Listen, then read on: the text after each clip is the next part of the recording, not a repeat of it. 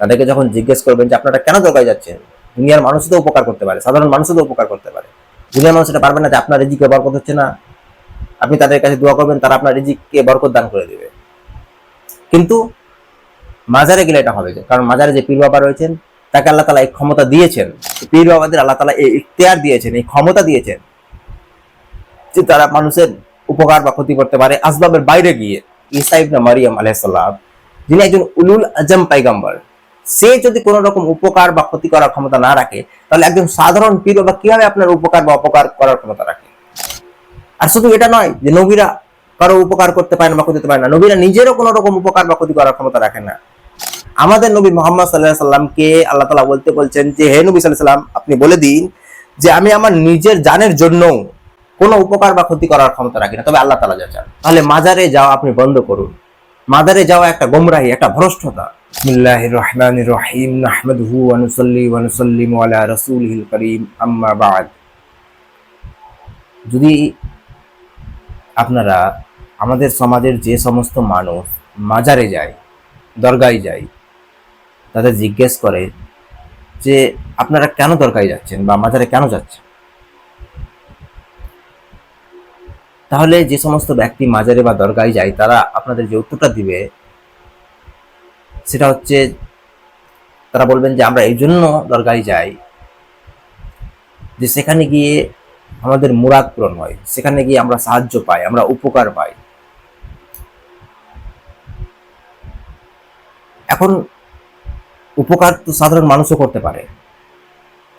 আপনার কিছু প্রয়োজন আপনি সাধারণ মানুষের কাছ থেকেও তো নিতে পারেন, যারা জীবিত রয়েছে, যারা আপনার ফ্যামিলির রয়েছে, আপনার প্রতিবেশীর রয়েছে। তো দুনিয়াতে যে সমস্ত মানুষ জীবিত রয়েছে তাদের কাছ থেকে তো উপকার নেওয়া যেতে পারে। তাহলে পীর বাবার দরবারেই কেন যাচ্ছেন, এই কথা যদি তাদেরকে আপনারা জিজ্ঞেস করেন, তাহলে তারা বলবে, তারা যে উত্তরটা দিবে সেটা হচ্ছে যে সাধারণ মানুষ যে উপকারগুলো করতে পারে সেটা হচ্ছে জাহারি আসবাবের উপকার। অর্থাৎ আপনি একজন ডাক্তারের কাছে যাবেন, আপনার শরীরে কোনো সমস্যা আছে, ডাক্তারের কাছে যাবেন। আপনারা আইনের কোনো কিছুর সমস্যার প্রয়োজন আছে, আপনি জটিলতার মধ্যে আছেন, আপনি প্রশাসনের দ্বারস্থ হবেন, পুলিশের দ্বারস্থ হবেন। এভাবে যে কোনো সমস্যা যেগুলোর সমাধান দুনিয়ার মানুষ দিতে পারে সেটা হচ্ছে জাহারি আসবাবের সমস্যা। অর্থাৎ সিস্টেমের মধ্যে থেকে কাজ করা।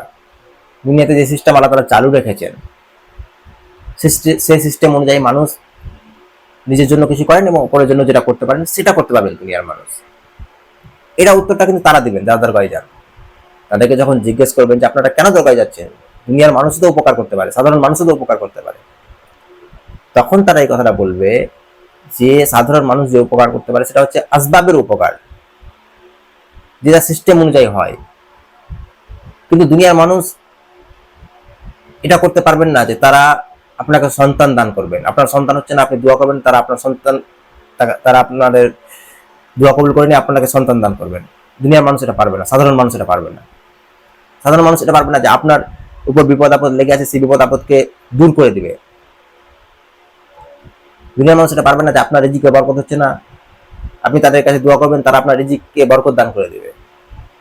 কিন্তু মাজারে গেলে এটা হবে, কারণ মাজারে যে পীর বাবা রয়েছেন তাকে আল্লাহ তাআলা এই ক্ষমতা দিয়েছেন যে আসবাবের বাইরেও যে কাজ, দুনিয়ার আসবাবের মধ্যে যে কাজ রয়েছে সেটা তো মানুষের যে কোনো মানুষই দুনিয়া করতে পারবে, যার যেটুকু ক্ষমতা আছে, যেটুকু সাধ্য আছে সেই অনুযায়ী কাজ করতে পারবে, সেই অনুযায়ী আপনার উপকারও করতে পারবে।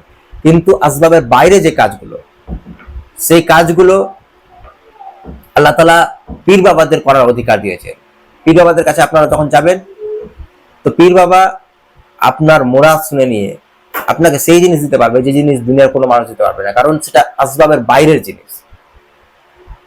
এটা হচ্ছে আমাদের সেই সমস্ত ভাইদের কনসেপ্ট, সেই সমস্ত ভাইদের ধারণা যারা মাজারে যায়, যে মাজারে গিয়ে তাদের মুরাদ পূর্ণ হয়, তাদের তাকদীর ঠিক হয়ে যায়, তাদের বালা মুসিবত দূর হয়ে যায়, তারা যে দোয়া করে সেই জিনিসটা পেয়ে যায়। কারণ পীর বাবাদের আল্লাহ তাআলা এই ইখতিয়ার দিয়েছেন, এই ক্ষমতা দিয়েছেন যে তারা মানুষের উপকার বা ক্ষতি করতে পারে আসবাবের বাইরে গিয়ে। আসবাব ছাড়া গায়েব থেকে সাহায্য করা, গায়েব থেকে ক্ষতি করা, এই জিনিসটার ক্ষমতা পীর বাবাদের রয়েছে। এখন কোরআন কি বলে এই ব্যাপারে? কোরআনে, পবিত্র কোরআনে আল্লাহ তাআলা সূরাতুল মায়েদার ৭৬ নম্বর আয়াতে উল্লেখ করেছেন, এখানে আল্লাহ তাআলা মুহাম্মদ সাল্লাল্লাহু আলাইহি সাল্লামকে নাসারাদের বলতে বলছেন, নাসারা অর্থাৎ যারা ঈসা আলাইহিস সালামকে খোদা বানিয়েছেন, ঈসা আলাইহিস সালামের ইবাদত করছেন, আল্লাহ তাআলা তাদেরকে উদ্দেশ্য করে মুহাম্মদ সাল্লাল্লাহু আলাইহি সাল্লামকে কিছু বলতে বলছেন। আসুন আমরা দেখি কি বলতে বলছেন। আল্লাহ তাআলা বলতে বলছেন যে, কুল, হে নবী আপনি বলে দিন, হে মুহাম্মদ সাল্লাল্লাহু আলাইহি সাল্লাম আপনি বলে দিন, আতাবুদুনা মিন দুনিল্লাহি মা লা ইয়ামলিকু লাকুম দাররান ওয়ালা নাফআ ওয়াল্লাহু হুয়াস সামিউন আলিম। হে নবী আপনি বলে দিন যে তোমরা কি আল্লাহ ছাড়া এমন কারোর ইবাদত করছো যে না তোমাদের কোনো ক্ষতি করতে পারবে না কোনো রকম উপকার করতে পারবে। আর আল্লাহ তাআলা সবকিছুই শোনেন এবং সবকিছুই জানেন। এখানে আল্লাহ তাআলা বলছেন যে হে মুহাম্মদ সাল্লাল্লাহু আলাইহি সাল্লাম আপনি বলুন যে নাসারারা তোমরা আল্লাহকে ছেড়ে দিয়ে এমন কিছু ইবাদত করছো, অর্থাৎ ঈসার ইবাদত করছো যে না তোমাদের কোনো উপকার না ক্ষতি করার ক্ষমতা রাখে। চিন্তা করুন, যদি ঈসার মতো একজন পয়গম্বর, ঈসা ইবনে মারিয়াম আলাইহিস সালাম, যিনি একজন উলুল আজম পয়গম্বর, সে যদি কোনো রকম উপকার বা ক্ষতি করার ক্ষমতা না রাখে, তাহলে একজন সাধারণ পীর বা কিভাবে আপনার উপকার বা অপকার করার ক্ষমতা রাখে?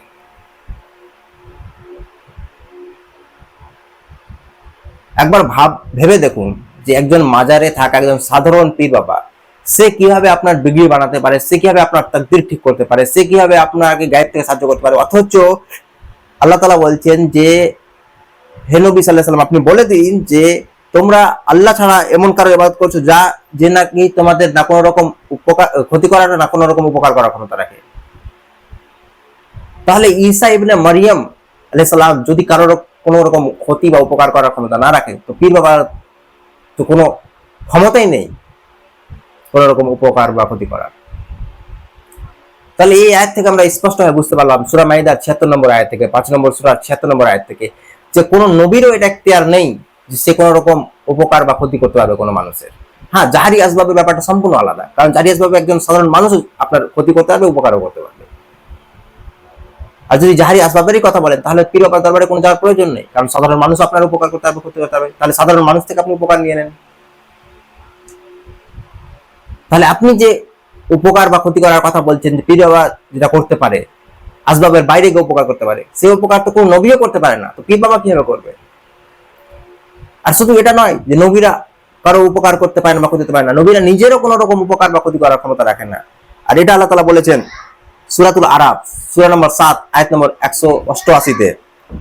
আল্লাহ তাআলা বলছেন যে কুল, হে নবী সাল্লাল্লাহু আলাইহি সাল্লাম আপনি বলে দিন, লা আমলিকু লিনাফসি নাফআন ওয়ালা দাররা ইল্লা মা শাআল্লাহ, যে আমি নিজের জন্য কোন রকম উপকার ও ক্ষতি করার ক্ষমতা রাখি না, তবে আল্লাহ যা চান।